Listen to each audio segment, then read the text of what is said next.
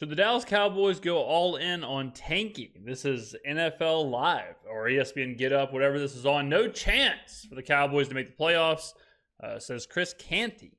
Pressure on Dak is a travesty. All right, so today in this video, we're going to go over the fallacy that is tanking in the NFL. Doesn't exist, has never existed, can't exist. We're going to go through all of that, and we're going to talk about the Dallas Cowboys when it comes to tanking. All in to do what? Make headlines? All in to do podcasts? All in to do radio hits? Like, what, they ain't all in on winning a championship. Does this look like a championship team to you? No, it does not. Man, No. I watched that game on Thursday night against the New York Giants, and one thing became crystal clear. Neither one of those teams that played in that game are going to be in the playoffs. Dallas is not a good team. Like, Dallas in the offseason, a lot of head scratching because Dallas lied to our face, basically. Well, not lied to our face, but told us to our face that they think they can win with Ezekiel Elliott as the starting running back in the NFL in 2024. Absolutely insane. Mike McCarthy continues to have a job. Absolutely insane. Dan Quinn, he's gone, right? Dan Quinn, leader of a vaunted Dallas defense the last couple of years. He leaves, and they say, you know what? Mike Zimmer can fill his shoes. A lot of head-scratching moves. And the Dallas Cowboys, for the last couple of years, have been a very good regular season team because they have focused on a good running game, a good offensive line, and a good defense. There you go. And then with CeeDee Lamb and Dak and some other pieces here and there, they can beat you. And they have been good. They lost a lot of those pieces. They lost a lot of that. And they didn't even think about retooling. They didn't even think about, like, Derrick Henry. I thought Derrick Henry was a slam dunk for Dallas because Dallas, we know what Dallas is. Tony Pollard wasn't it last year. And so all of a sudden the thought is, well, maybe if Dallas gets Derrick Henry, that's the running game they want to pair with Dak and CeeDee Lamb. Instead, what about Zeke Elliott? What? Unless he's coming with a time machine, I don't think it's going to work. And it certainly hasn't worked so far. Neither one of them. Like, this is a two-team race in the NFC East. And it ain't the Giants, and it damn sure ain't the Dallas Cowboys. So if that's the case, then why wouldn't you lean into the tank? All right, so let's talk about tanking. So tanking does not happen. It's like a buzzword that talk shows love, but tanking is not actually a thing in the NFL. Now in the NBA, now in Major League Baseball, where you can scratch a pitcher here, you can load manage your team, you can not play people here, it's a back-to-back, we're going to rest our starters. That's one thing. The NFL is not like that. The NFL, Dak Prescott's going to play. Your players are going to play. Your Micah Parsons is going to play if he's not hurt, right? You can't tell them, hey, it's week 4 or week 5. Go out there and just get your ass kicked for 12 weeks straight. We're going to roll you out there, kind of go 40%. That doesn't work in the NFL because on the other side of that is a guy running 25 miles an hour, 6'6", 280 pounds, and he's not going 40%. So tanking for the players is not a thing. How are you possibly going to tell 55 players to all tank and all be on the same page? Logistically, can't happen. Now, the coaches. Why the hell would Mike McCarthy tank? If you're Mike McCarthy, or if you're Jerry Jones, you say, hey, tank. If I'm Mike McCarthy, I'm thinking, I'm about to get fired. No, absolutely not. All the assistants, no thanks, right? Now, what about the draft pick? Because that's the reason, right? The reason to tank is the pick. The reason to tank is we want to take our first overall pick or second overall pick or third overall pick, and we want to take our franchise quarterback. It works, right? Every high picked quarterback works out. Let's take a look at the Jacksonville Jaguars.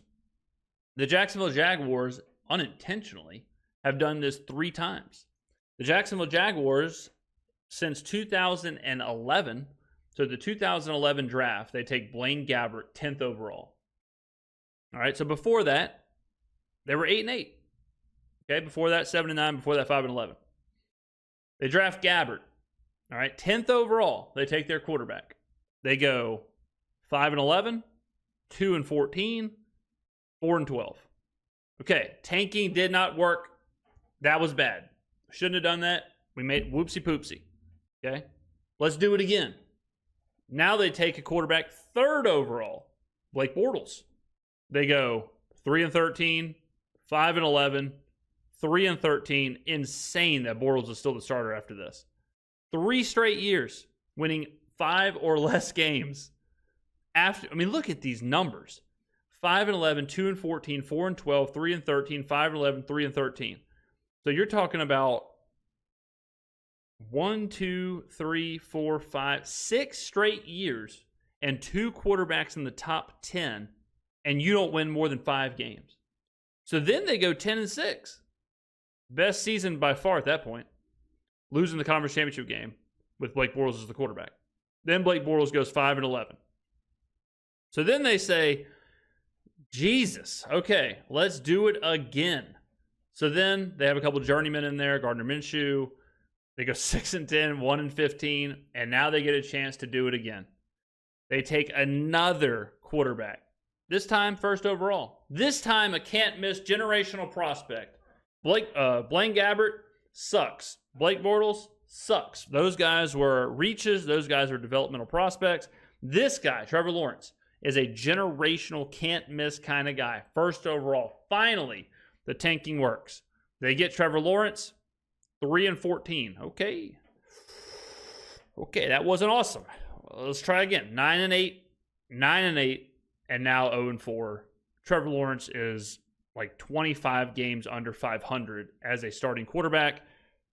Starting in 2011, they have had a top 10 picked quarterback. So now we're talking about 13 years. They have rotated top 10 picks, quarterbacks.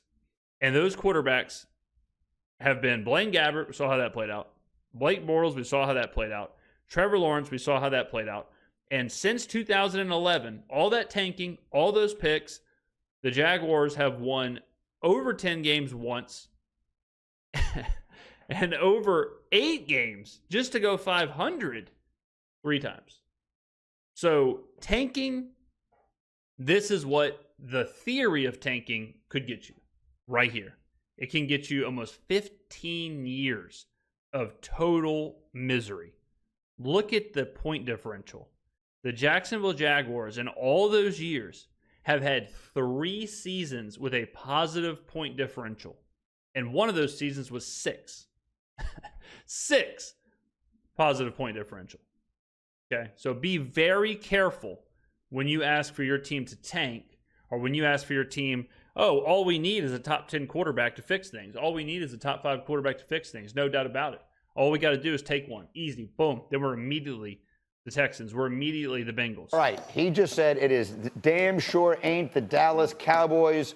Are you buying it? I mean, I'm a little disappointed in Mad Dog Canty because I agree with it. The thing about Chris Big Dog Canty is that normally he says something ridiculous and then he shocks you by supporting it with something. You're like, it makes a little sense, but it's nuts. But that was an obvious take. Like, I guess the idea that they won't make the playoffs, they have no chance of making the playoffs, is a bit of a stretch because that division is a problem. But now what they should do, I'll let them keep going. I don't think they're good enough to win the wild card. They're hoping, to the point you made earlier, they're hoping that everyone in their division is so bad that they could win the division. Because I think Chris is right. They aren't a good team. You buying it, Hawk? They did better stopping the run, but it was the Giants, and their run game is still bad. If they can't figure out how to stop the run consistently and run the football, they will not be in the playoffs. It's very simple. To Jeff's earlier point, this is how this season is going. That up-front play and then running the football is at a premium in the league, and they can't do either of those things. And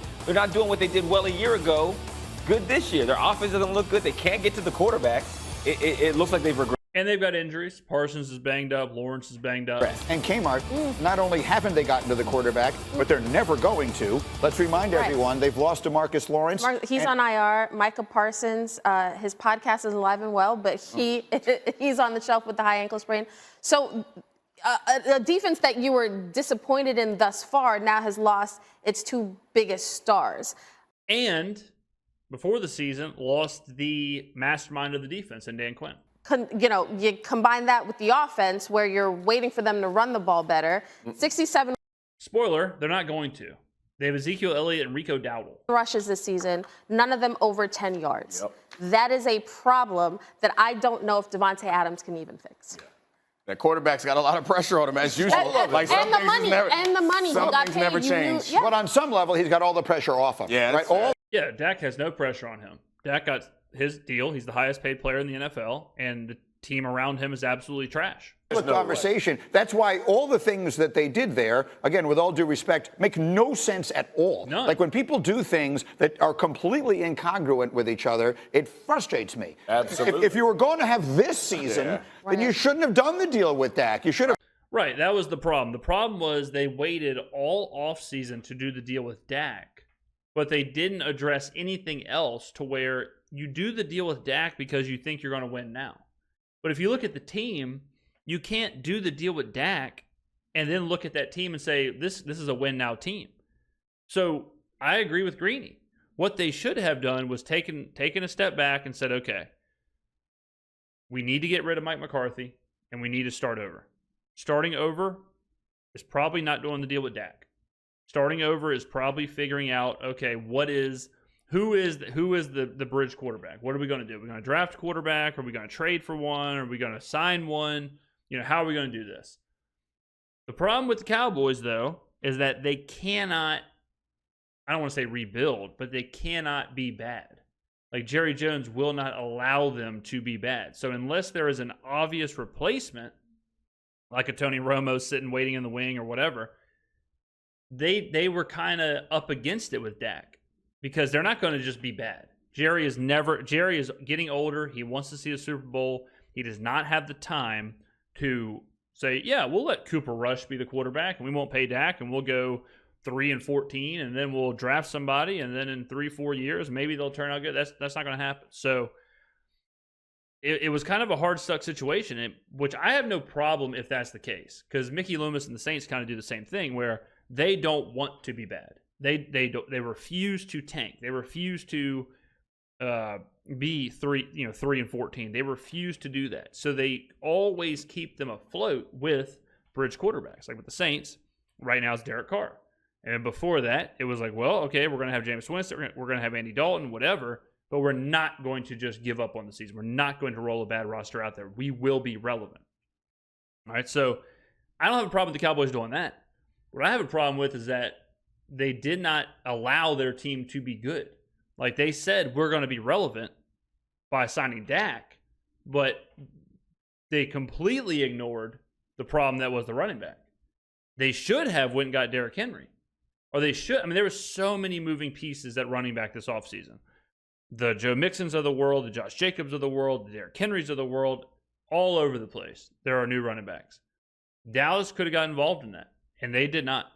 And look at what's going on. Obviously, CeeDee Lamb, really good. Beyond that, nothing. Beyond that, Brandon Cooks. Jake Ferguson, fine. Good young player. Nothing wrong with that. Defensively, again, you lose Dan Quinn.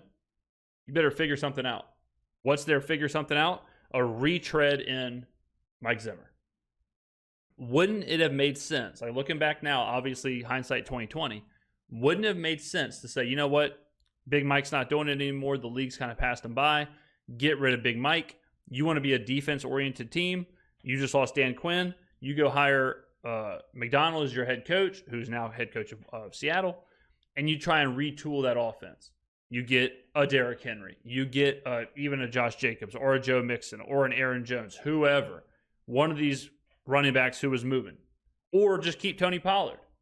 I don't know. All of a sudden, just those things right there fixes this team. All right, let's say you don't want to get McDonald. Okay, go knock on one of these offensive coordinators' doors. I know it's easy to say now, but Cliff Kingsbury, offensive coordinator, just hanging out, doing nothing. Dallas has been so stale. Bring him in. Okay? A lot of options there for Dallas. And they did nothing. They allowed everyone to walk out the door. They allowed coaches, players, see ya. And then what they did have in the building, they let wait until the very, very last second, signed them on, and now look what this team is. Let it play out, and then maybe you are starting all over again because your team is bad. I mean, Jeff, their chance, they're definitely not one of the 7 best teams in the NFC. No chance. Their best Absolutely chance not. of making the playoffs is that the Eagles and the Commanders aren't either. That's exactly That's right. their only hope. 100%. And the problem is they missed at the end of last season by trading for Derrick Henry. They missed all offseason when he wanted to play with him, and they don't sign Derrick Henry. I mean, they could have signed Saquon Barkley. Like, you see how much movement, but understanding the pressure they were putting on Dak, and now going all in to really put it all at his feet, I just think is a travesty.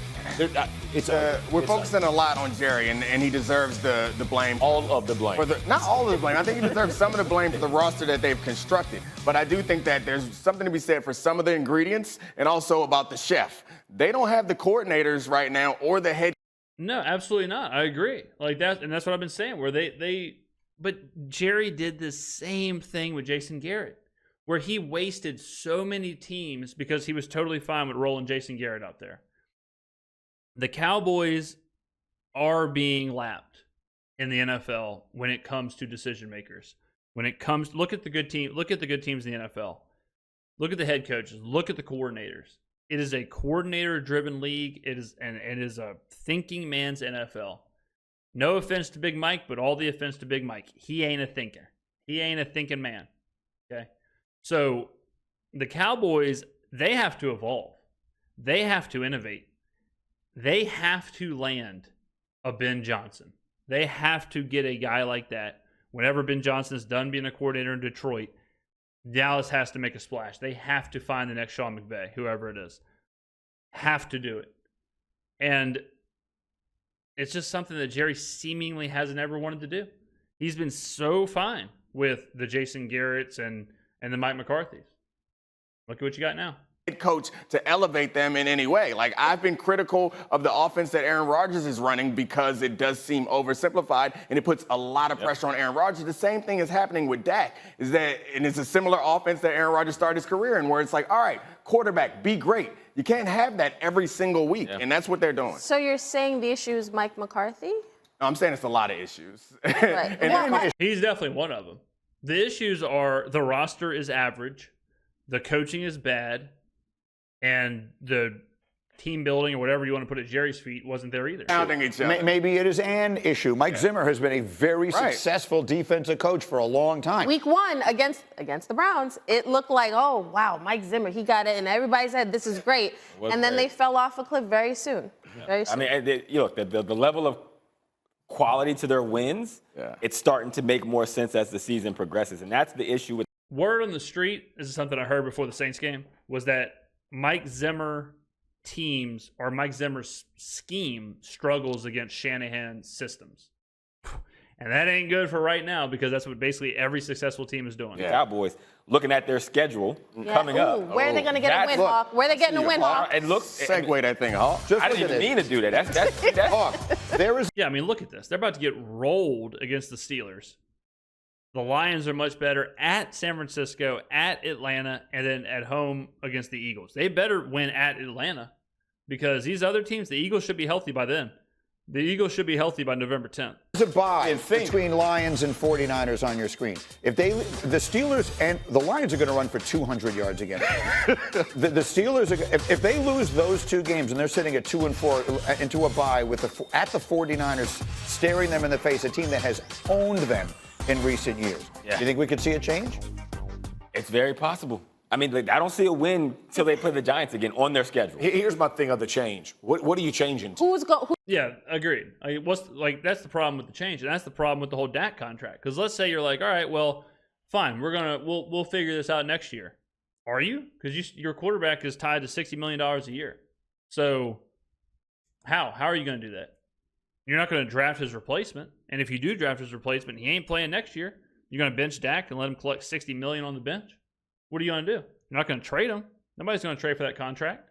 So the rebuilding, retooling, whatever, it's going to have to happen with Dak. It's going to have to happen with CeeDee Lamb. It's going to have to happen with the players you have right now on the roster. You can make a couple other things better, like the The interior defensive line, like the running back position, that obviously has to be better. That might be something where you draft a running back and hope that they can become the next, whoever, big impact running back. But all that you can really do right now, if you're Jerry, is you're tied to your big contracts. You've got to supplement those big players with, and it's so hard to do. Like, it's so hard to draft a running back who's going to be super successful. That's something that's very difficult. So, I mean, the Cowboys have been a really good drafting team, so maybe they can do it, but you got to find something, and you got to find it cheap, because obviously you got these huge contracts now with CeeDee Lamb and Dak Prescott. So you got to find impact. It's got to be cheap, and you have to do that all while finding a new philosophy, a new scheme, a new mastermind behind the offense and the defense. Neither one of them is working. McCarthy's offense, and like they said, it's very antiquated. It's probably the same exact thing he did with Rodgers in Green Bay. The defense, Zimmer, old defensive mind. From everything I've heard, not exactly the best scheme fit to play against these Shanahan systems. Not good at all. So there's a lot of problems right now in Dallas. Who's taking over? I mean, you're Mike going to Zimmer has been a head coach. But I mean, you're just going to change to lose more. Like if you're going to reboot, he'll ride it out and then they'll reboot. I just don't think that. There's no reason to believe that Jerry Jones would do that. That's not the way that he operates. Jerry's not a fire midseason kind of guy anyway. Fair. He's going to keep riding this old. But what are you rebooting? I mean, you're rebooting around all of these players that you've just finally paid all this money to. You don't have. Exactly. You used up all of your opportunity to do all of this stuff the day the season started. This roster isn't bad enough to be as bad as this team is, though. It is. I disagree with that. This roster is a bang average roster. Let's look at DVOA. It's a bang average. I mean, 19th in total DVOA. We gotta go look. 18th in offense, and and 27th in defense. So 19 total. 18 offense, 27 defense. That sounds like an 8-win team. That sounds like a 9-winish team.